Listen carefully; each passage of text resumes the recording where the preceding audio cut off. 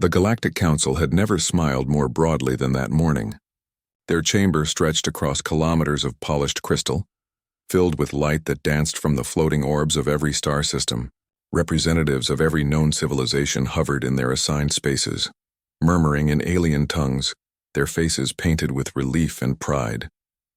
Today, they told each other, was the day order had returned to the galaxy. Humans were gone. For centuries, humanity had spread across the stars faster than any other species. Their curiosity was legendary, their ambition unmatched. They built cities that floated in the clouds of gas giants, created ships that could travel through lightless voids, and traded ideas and technology across thousands of worlds. But they had also made enemies. Old civilizations, patient and careful, had watched the human rise with a mixture of awe and unease. Then the silent war began. It was not a war of guns or bombs, but one of strategy and control. The Council had slowly closed trade routes to human colonies, isolated them from allies, and quietly spread doubt about their intentions. Human influence, once vibrant and ever-growing, shrank under the careful, calculated pressure of older, more established powers. One by one, human outposts disappeared from the maps, their communications severed. When the last signal vanished, the Council celebrated. Humanity, they thought, had finally been tamed. Archon Vayar, a tall and proud Cathari, raised a clawed hand in salute to the chamber. The Cathari were an insectoid species, their long spindly limbs moving with elegant precision. Vayar's voice echoed, full of satisfaction. "Let it be recorded," he said, "that the Terran rebellion has ended. Their homeworld is silent. Their colonies are shadows. The galaxy can breathe again." Around him, other counselors nodded, some openly smiling, others murmuring congratulatory phrases.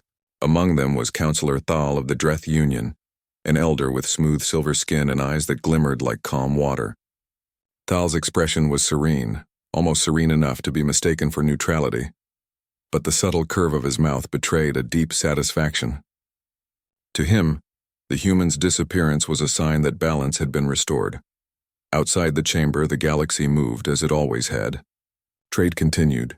Light years of travel carried goods and messages, and stars burned on, and yet somewhere beyond the reach of the Council's maps, humanity still existed, in the vast dark expanse known as the Perseus Void. Beyond the regions charted and monitored by the Council, humans had retreated. They did not fight openly, they did not seek war, but they had survived. The void was dangerous, filled with unstable stars, drifting debris, and regions where even light struggled to pass. For humans, it was perfect. They had no one to impress here, no one to fear, only space itself and their ingenuity. On one of the void's many hidden planets, Ambassador Leon Carter walked through a quiet laboratory. The walls were sleek and silver, lined with panels that pulsed softly with blue light. Around her, humans moved with calm purpose, tending to machines and devices that seemed impossible to any other civilization. Carter herself was small in stature, but her presence carried weight. Her eyes, the color of a clear afternoon sky, held a sharpness that made her colleagues pause. She did not need to raise her voice for people to listen. "We are ready," she said softly, though the words were meant only for herself. The humans had waited for this moment for decades. The galaxy thought them defeated, but in truth, they had been learning, adapting, and growing stronger in ways no one could predict. Carter looked at a display showing hundreds of human vessels scattered across the void, each one connected to the others through a network of communication faster than light. It was not just ships, they were extensions of human minds, vessels in which thought and strategy flowed together as one. Humans had discovered a new way to exist in the galaxy, a way that relied not on domination or brute force, but on intelligence, cooperation, and creativity. Back in the Galactic Council chamber, celebrations continued. A holographic display showed the silent Earth, the abandoned colonies, and the empty trade lanes. The counselors laughed quietly at the old stories of human stubbornness, the tales of their daring exploration and reckless ambition. None of them suspected that the humans were watching, planning, and preparing their return. Then, the first signal arrived. It was faint, almost lost among the constant stream of galactic communications, but it carried a clarity that could not be mistaken. "You thought we were gone. You should have looked up." The words repeated, broadcast in the oldest Terran English, the language of Earth, crisp and clear. Silence fell over the chamber. The holographic displays flickered as the council scrambled to understand. Many looked around in disbelief. Some whispered that it must be a trick, a technical error or a hoax. But the words had a weight, an undeniable certainty. Within hours, deep space probes reported the anomaly. Something was emerging from the uncharted Perseus void. Something that did not match any known technology, any known design. Ships were appearing, glowing with a soft, controlled light, sleek and curved in ways no alien hand could have conceived. They moved without sound, without the chaotic energy signature of conventional engines. Archon Veyer rose from his place, his claws tightening in a gesture that might have been anger or fear. "What is this?" he demanded. His voice, usually steady and confident, carried a tremor. "It is human," Counselor Thal admitted, though his voice was quieter than usual. The words seemed to taste foreign in his mouth. The chamber fell into confusion. Alerts rang across every system connected to the Council's network. Screens flickered and blinked with the approaching vessels. Each human ship displayed a single message across every channel simultaneously, repeating the same words over and over. "We are here to talk." The counselors laughed nervously at first. Surely a handful of survivors could not threaten centuries of power, experience, and influence. Surely this was a symbolic gesture, a relic of a species long thought gone. But as the hours passed, systems began to fail. Not weapons, not defenses, but networks, communications, and sensors. The Council's own technology, built atop human designs and innovations, faltered inexplicably. Lights flickered. Holograms disappeared and reappeared with strange distortions. Every attempt to regain control was met with subtle, precise interference, and still, the human vessels continued their approach, silent, confident, and impossible to ignore. In the midst of the confusion, Counselor Thal stared at the largest human ship, a structure that looked almost alive. Its surface smooth and glowing with a light that seemed to pulse in rhythm with thought itself. "They are not coming to fight," he murmured. "They are coming to remind us." Archon Veyar's mind raced. He had orchestrated humanity's isolation, believed he had ensured their defeat, and yet here they were, not as victims, not as supplicants, but as equals, perhaps even as superiors in ways he could not yet comprehend. The humans had taken the time the Council had given them and transformed it into power beyond imagination. On Earth, or what remained of it, Ambassador Carter watched the Council's panic unfold through the network.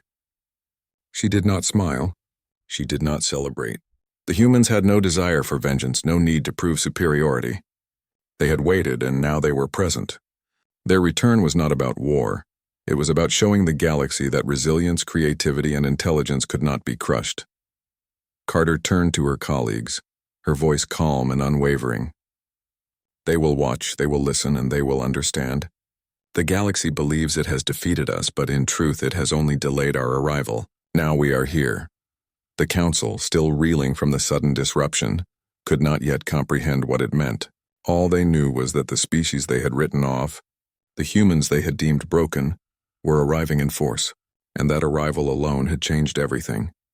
As the first human ship hovered silently outside the capital system, a soft hum filled the chamber. Not a sound of engines, not a noise of destruction, but a presence that could be felt in every corner of the Council's domain. Every hologram, every probe, every monitor reflected the same simple emblem, a blue planet surrounded by light. The message was clear, though unspoken.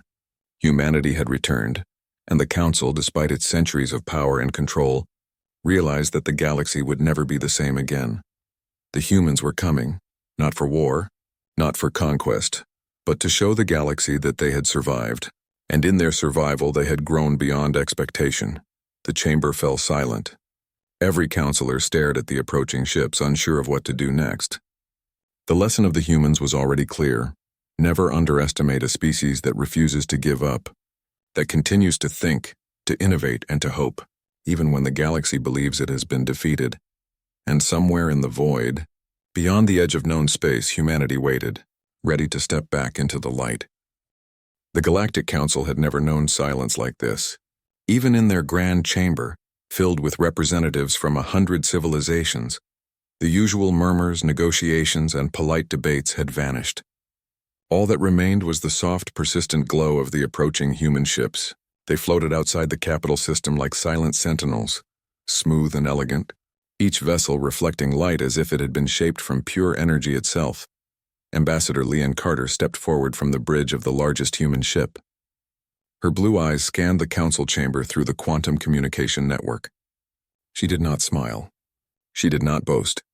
She simply observed. For decades, humans had prepared for this moment, not for revenge, but for clarity. "We have returned," she said.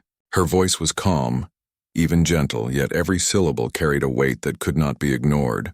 "You thought we were gone. You believed our defeat was final. You were wrong." Archon Vear's claws trembled as he listened.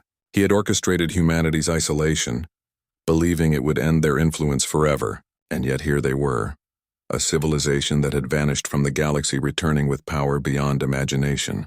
The Council's systems, built on human-designed infrastructure, were faltering. Lights flickered, holograms stuttered, and communications hesitated. The galaxy itself seemed to respond to humanity's arrival. Councillor Thal of the Dreth Union, usually serene and unflappable, whispered in disbelief, "They did not leave. They were never defeated. They have only become something greater." Carter continued, her voice calm but firm. "We did not return for conquest. We did not return for vengeance. We have learned to survive, to adapt, and to think beyond limits you could not imagine. We are here to offer cooperation, knowledge, and a new way forward. But make no mistake, our presence changes the rules." The Council struggled to process her words. The humans had transformed themselves, merging consciousness with their ships, creating a network of minds that thought faster than any artificial intelligence. Every ship, every human was connected, acting with precision, intelligence, and coordination that the galaxy had never seen. Archon Vear swallowed hard. "And if we refuse?" he asked, though the answer was already evident. The Council's influence depended on infrastructure, on technology, on the very networks that humans now controlled. The galaxy was built atop human innovation, and that foundation had returned stronger than ever. Carter's eyes softened, though her voice remained resolute. "Then you will watch as we move beyond you. The galaxy is vast, and there are regions even you do not control. We have the means to thrive without your consent, but we prefer peace. We prefer cooperation. That is what makes us human." A murmur passed through the chamber. Diplomats exchanged glances, realizing the truth. The human strength was not in weapons, not in aggression, but in resilience, intelligence, and unity. They had been underestimated for centuries, and that underestimation had been their greatest advantage. The Council had always believed in balance, in careful management of power. But they had failed to see that human balance was not static. It evolved, it adapted, and now it had returned. Carter turned her gaze to the largest holographic display, showing every human vessel, every network node, every mind linked across the void. "We were forced to retreat, yes, but in retreat we learned. In isolation we became stronger. We returned not to dominate, but to guide, to share, and to remind the galaxy of the value of persistence, creativity, and hope." For a long moment, the chamber was silent. Then slowly councillors began to speak, not with fear but with a new respect. Discussions of trade, diplomacy, and cooperation replaced the panic that had filled the room. The humans had arrived, and the galaxy was listening. Archon Vear finally spoke, his voice quieter than usual. "Perhaps we have underestimated what it means to endure." Carter nodded, her expression serene. "Endurance is only the beginning. Creation, adaptation, and unity follow. That is what we offer. That is what we are." Outside the chamber, the stars seemed to shine differently. The human ships glided silently through space, their light touching every corner of the capital system. It was not a display of power in the conventional sense, it was a reminder, a message that the galaxy could not ignore. Humanity had survived, adapted, and returned stronger than ever. And as the Council absorbed the truth, the humans prepared for the next step, not war, not revenge, but a new chapter in the galaxy's story. One written not by fear, but by curiosity, intelligence, and the unyielding spirit of a species that refused to be defeated. For the first time in centuries, the galaxy looked toward Earth and wondered not what humanity would do next, but what they had already become.